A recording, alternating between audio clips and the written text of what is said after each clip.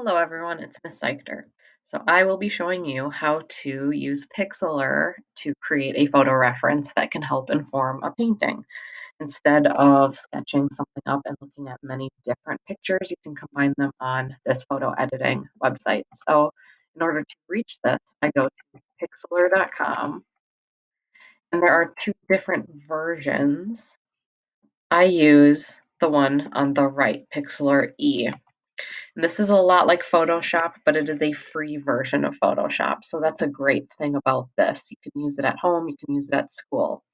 So once I have this launched, I need to get a picture into Pixlr. So I want to Google around and find all my images. I have one here, but when looking up images, you might want to consider they're all different sizes. So if I want to look up mountains and lake and click on images, they all have different sizes. I don't want to copy and paste this thumbnail. It has a very small resolution. I'm going to want to click on this first and then right click and then open image in a new tab so I can start compiling a bunch of images that I can put together.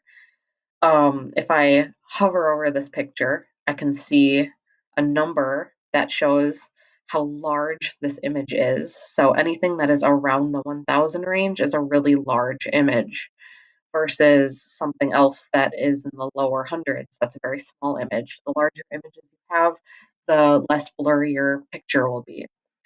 So opening it up into its new own tab will help make sure that it is a big enough picture for Pixlr.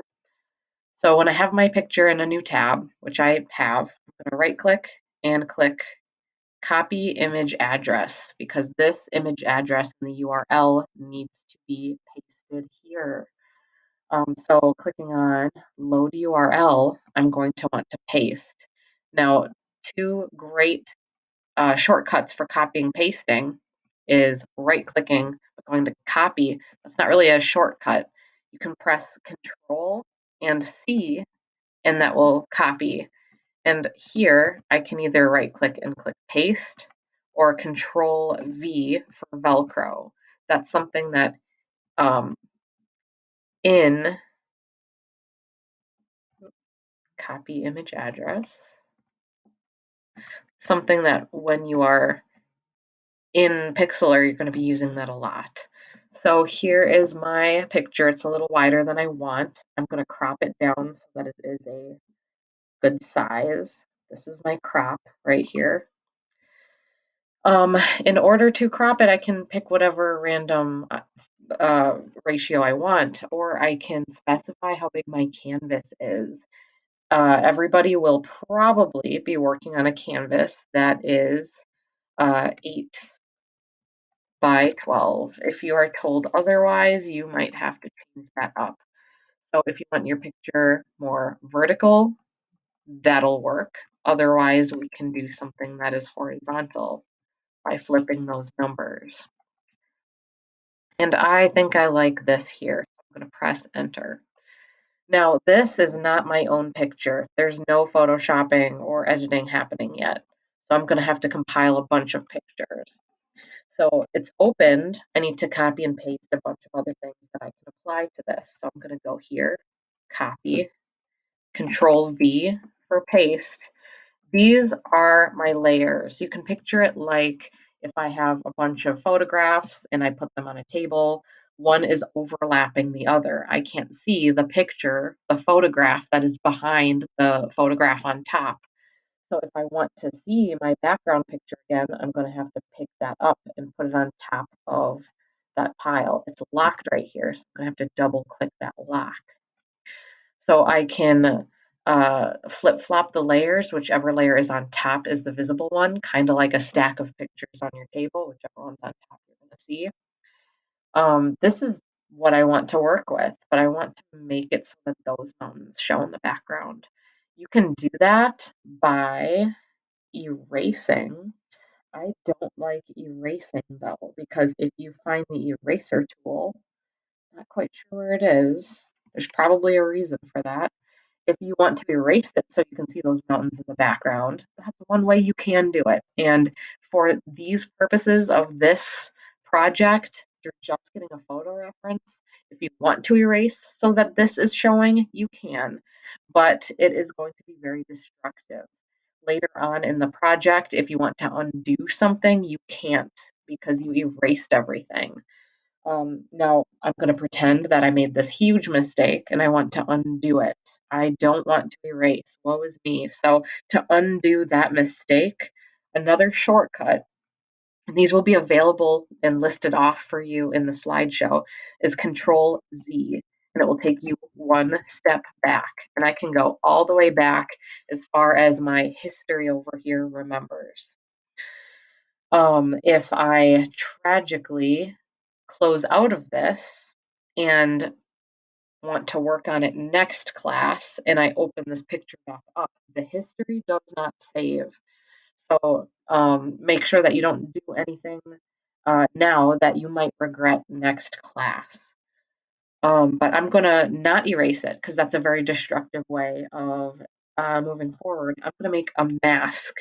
Making masks are highly recommended. If you don't remember many of these tools today, masks is a really big one. You can use those in Photoshop too. So for Pixlr, our mask tool looks like a scissors right here. And if you're ever not quite sure which icon it is, hover over it, the name will pop up.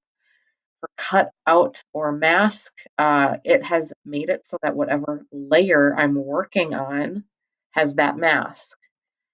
Um, so I know that that's highlighted. I know that my foreground here is selected. I can go up to my paintbrush, maybe make my paintbrush a little bigger. And that reveals in a non-destructive way what picture is behind it.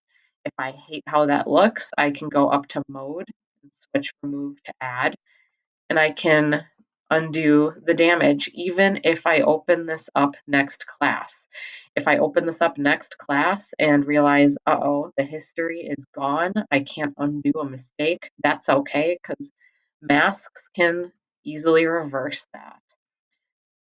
I want to make it so that my mountains are in the background instead of these mountains.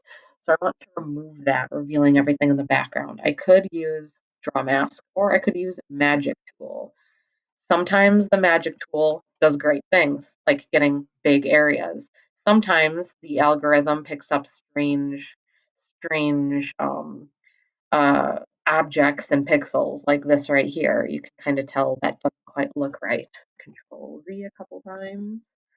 Another thing you can do is your draw mask. Oh, not my draw mask, I mean lasso tool, where I can draw the outline of a big area and connect it, and everything inside of that area has been erased. But if you're still kind of new to masks and you're not quite sure what does what, the draw mask is great. So I'm trying to make it so that we can reveal some more dramatic mountains in the background, and looks like I've done that. Um, those mountains look pretty great, but I'm gonna erase what that background looks like. This is great because I get to see the checkerboard kind of background that shows me what I'm really working with, so I don't get my background and I guess foreground here confused. Um, and remember, whatever you're working with, you need to make sure you have the right layer selected. I can't emphasize that enough. You might think you're working on one layer, but you're really working on another, and that can kind of cause confusion. So this way, with the checkered background, I can better see, oh, I missed a few spots. Maybe I can get those better. Maybe I can zoom in and get those spots a little bit better or zoom out. I'm using my touchpad to zoom in and out. I want to make that hidden layer more visible right here. Ooh, wonder what happened here. Might want to undo it a couple times, see if I can undo that mistake.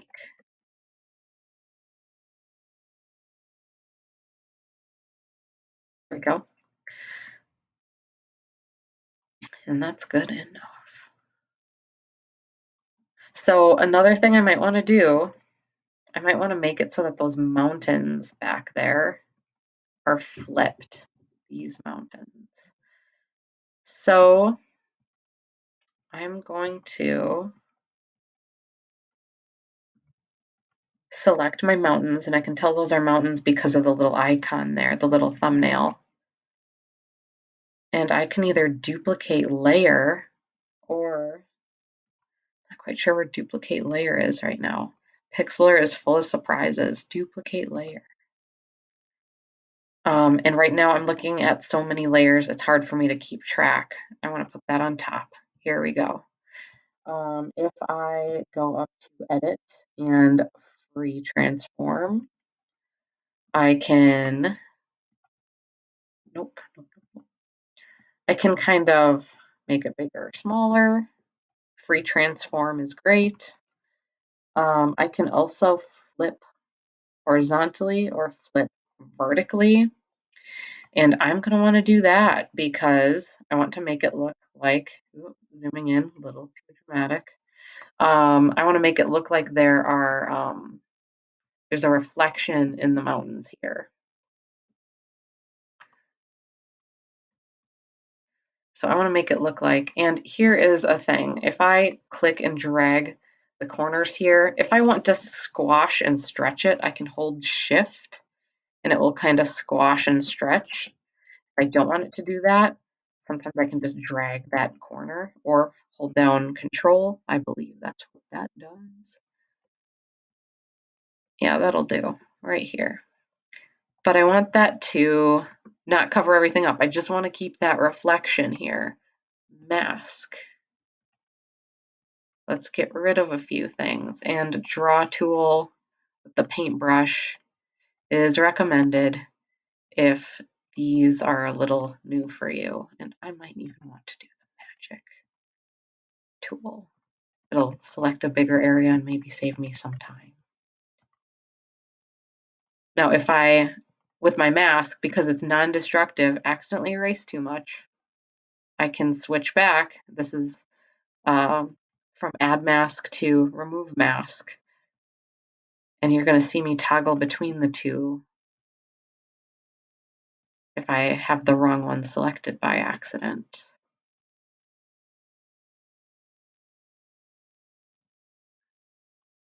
Get rid of this.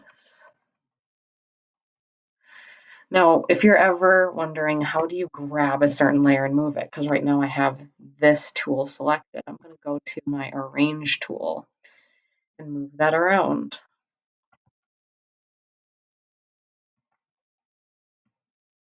Oops, I made a mistake with my Draw tool. I don't want that. I want my mask. I got my Draw mask and my Draw tool mixed up. There we go. I want to make it look like this is an actual reflection. And honestly, because this is just a picture reference, this might be good enough. But if you mess with, there's two ways I can make this kind of blend in with the background. I can either mask tool with opacity. Now, opacity means opaque or how see-through something is. I'm gonna bump that down. And if I run over this with my, hold on, wrong one selected. If I run over this with a tool that is at what, 22 per opacity right here, I can make this go a little bit more invisible with each click so that it looks like that water is showing through. And that's going to be really helpful if you want something like a reflection. I think that's good enough. Another thing, I'm going to go back. Another thing that's a little bit more advanced is if I have that layer selected, and again, I know I'm working on the right layer. If you ever have the wrong layer selected and you're working with your mask tool and you're wondering how come this isn't erasing what I want to, just look and make sure you have the right layer selected. I have this one that looks like upside down mountains. Another thing you can do to make those mountains look a little bit more like a reflection is click on these three dots. Now I'm going to show you the blend mode. That is like all the funky filters that makes it look like it blends in with things in the picture or the background. I can click on multiply, overlay. They all do something a little different. Overlay kind of blends the two in a strange way. That does something different. Some of these tools are going to be more helpful than others. I don't want any of these. I think that my opacity is the best way for me to go, making it one click at a time a little bit more see-through. Right now, the only thing I added was mountains in the background and a reflection. That is technically two different images. I could count this as being a third image. I'm going to exit out of these. I want a starry background. Copy image, Control V. Now, if I forget, oh, how do I move this around? Oh no, I have my masking tool selected. You want the arrange tool. And I want that in the background, but right now it's covering everything up. Remember, your layers show the thing on top first. So I'm going to move that all the way down here. And I'm going to erase this sky so that the starry sky is showing. Or what I could do is see if blend mode does something fun for us. Probably won't, but it's worth a look.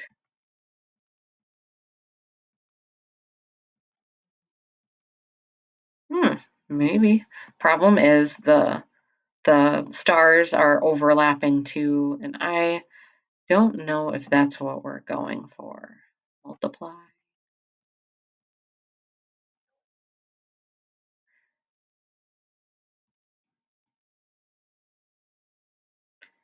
Maybe I'll keep that.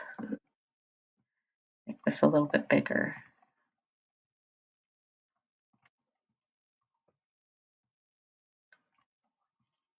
Okay.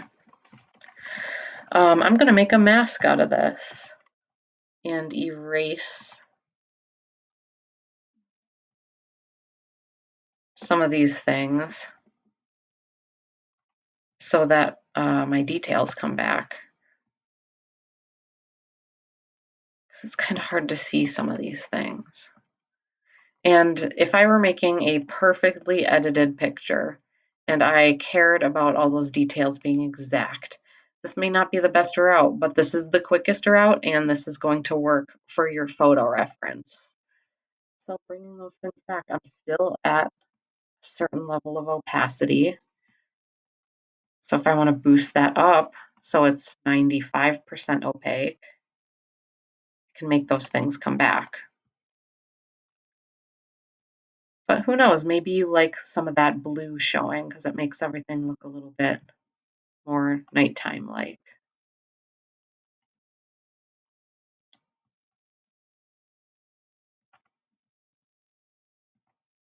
And if I want to get a bigger area, I can change the size of my brush. There we go, make it a little bit more see-through. So I got a nighttime scene I've compiled. I'm at one, two, um, three different layers now. I am exiting out of these one tab at a time. Copy image.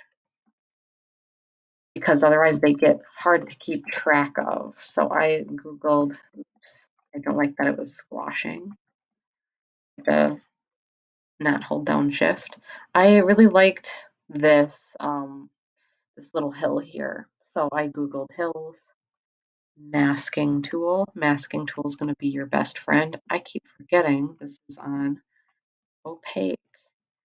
So get rid of those bigger areas. Another thing is as I erase it, you'll notice there's a fuzzy edge. I can go to brush and adjust the softness so it's not as soft, it's more hard. This will make it look more like you cut something out of a magazine and tried pasting it down somewhere and a little bit less blended because of the soft edge, but I think that's what you should go for. cut a little bit of a hill. No, I want to make this bigger, smaller. If I hold down Shift, I can squash and stretch. I can make it wider if I want. That's good. I'm gonna put a cabin here. Copy, paste. It doesn't matter if I get the size of the cabin perfect. I don't want to squash and stretch that. That might look a little strange. So I'm just gonna, holding down Shift does that squash and stretching, just a reminder. If you click on mask, we can non-destructively get rid of this. Now I'm gonna pretend that, uh-oh, it's the end of class, time for me to put things away. I can exit out of this. I don't have to worry about saving. This is the only instance where you don't have to save. Photoshop, you would have to save. Pixlr, being in the cloud, you don't have to. If I click on this, it remembers my last project. I can click on that again. The problem is, it doesn't remember my history. If I hated how this looked, if I squashed it and can't unsquash it, I can't undo that. But all of my layers are here and my masks are here. So if I hate how I erased something, I can undo that mistake.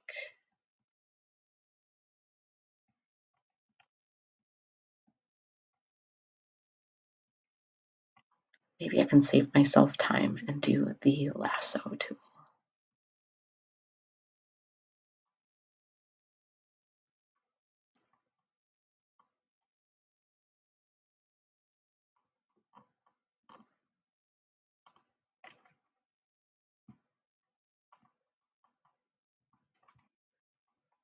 Brush is just so much more simple, but this really does save time.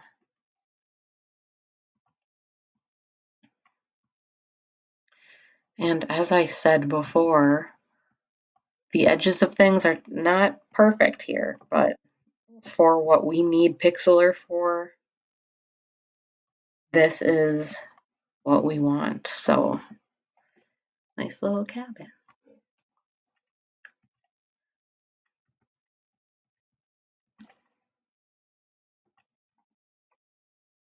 I'm going to copy some of these trees.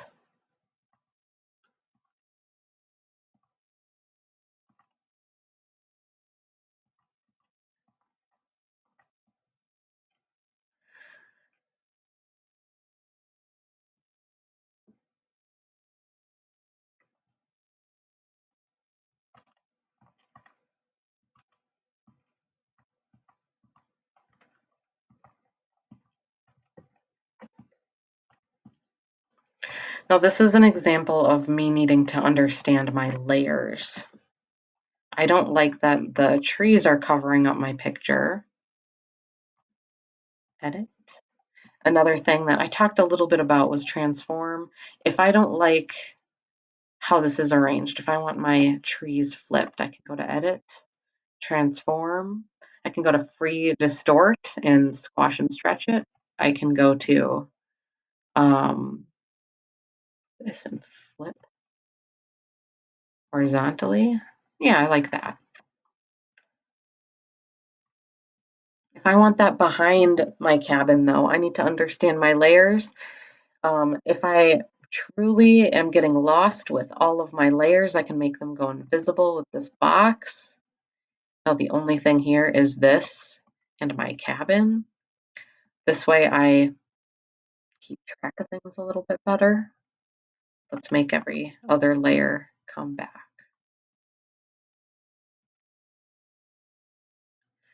And this way I know I can arrange which one's in front and which one's in back.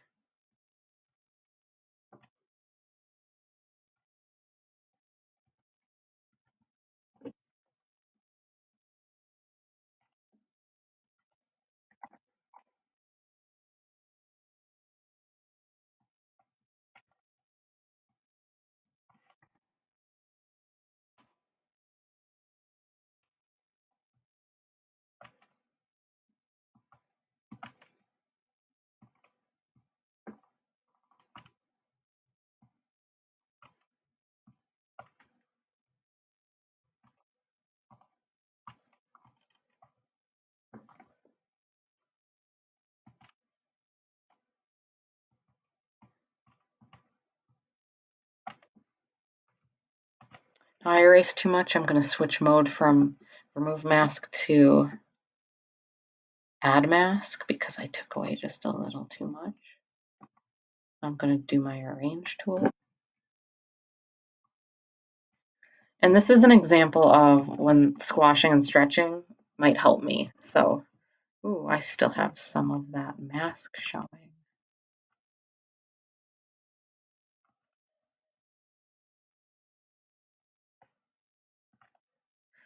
So if I want to make it look like there's more foreshortening happening, I'll hold down shift. That allows me to distort, and I can squash it and stretch it so that it looks like it's spatially coming out at me a little bit more instead of spatially not making as much sense.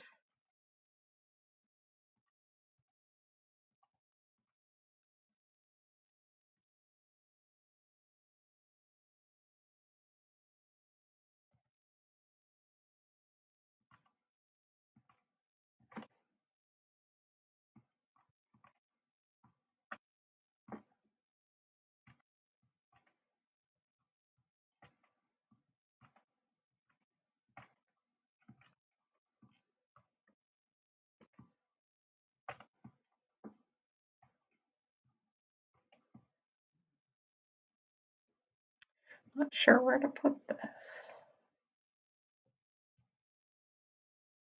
Maybe here.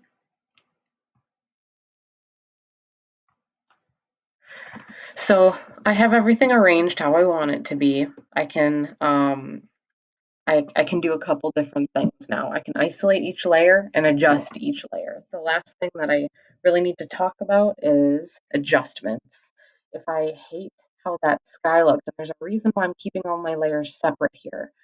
I want to select that sky. I can go to adjustments and play with colors and vibrance and saturation. I can go to hue saturation and it'll change the hue or color of something. Just sliding it will make it more green or blue or purple. I may not like any of those. I can go to temperature or tint. I can make the background cooler or warmer. And I gotta make sure I have the right layer selected. Yep. I could go to color balance and make that sky, and it's only adjusting the sky.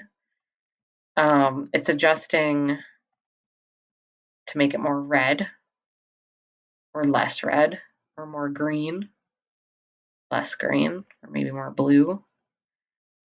It's not really changing all that much noticeably. Or I could go to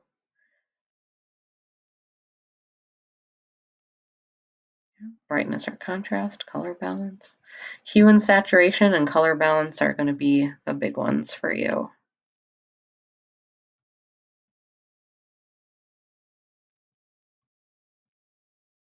There we go, lightness. Oh, that's fun. I just needed to make the sky lighter. If I want to do more of a purple look,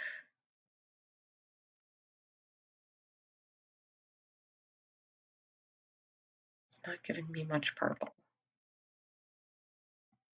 I can toggle back and forth. I'll click apply. Ooh, interesting. That did something strange. Maybe I like it. I could also adjust things here, like maybe I wanted my ground. When you're in doubt about what you're selecting, you can click on it and make it go invisible and make it come back.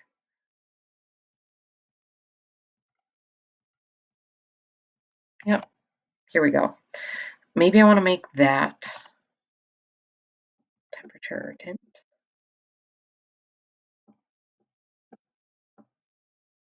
Maybe I want to make that more, I don't know, more, I could make it red. Cancel. Color balance.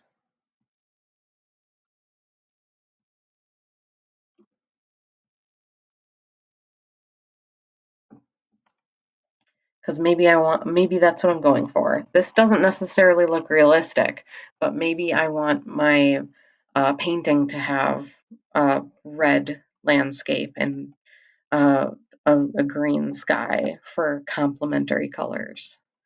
Overall, I want everything to be very analogous. I want everything to be in the, I want to say purples and blues range. So maybe I can adjust things to do that. If I click on this top layer, click on those dots, and go to merge visible, it condenses all of my layers into one. Now there's good things and bad things to that. If I want to adjust everything, all my color, it will do it all at once. It won't do it one layer at a time. Bad thing about this is if I hate how the outline of this tree looks and I can't look past it and it will bug me when I'm painting, um, I can't fix that anymore. So just for the sake of condensing it, I'm going to go to adjustments. I'm going to make things really purple if I can, but I'm starting to like that teal.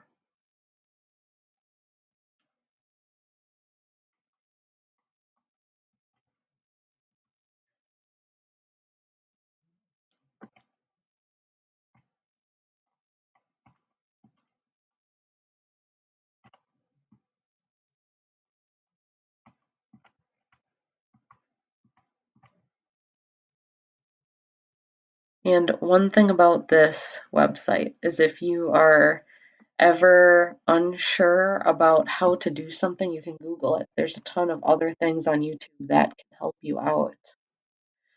And sometimes just playing around and clicking things and trying them out. Experimenting is the best way to learn how to do this.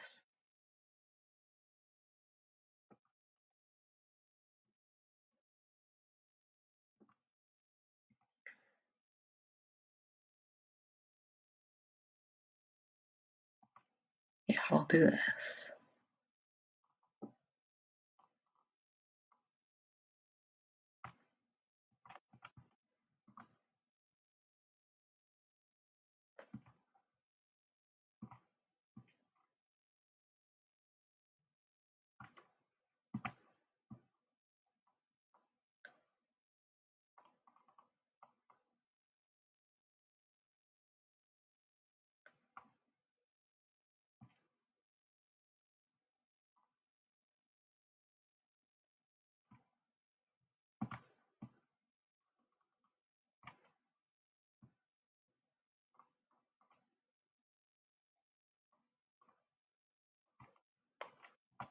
All right, so I'm gonna keep that just because I like the purples and I like the blues.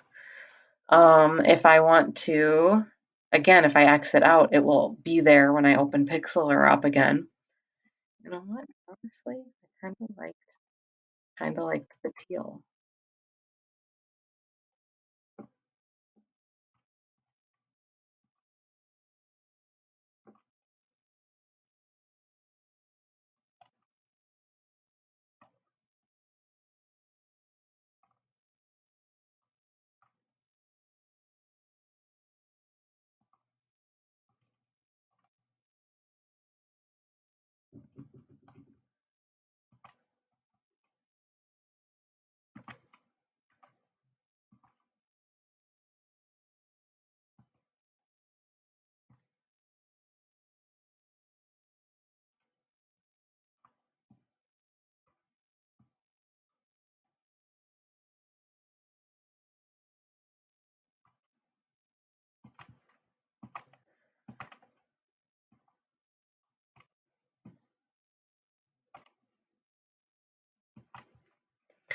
So with everything adjusted, if I want to save it to my computer so that you can put it in your planning doc or reference it later, go up to File, you can go to Save,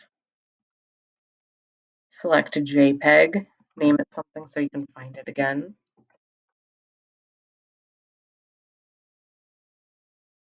High resolution, great. Click download, and it's downloaded to your computer. I can just click and drag that onto my desktop if I want.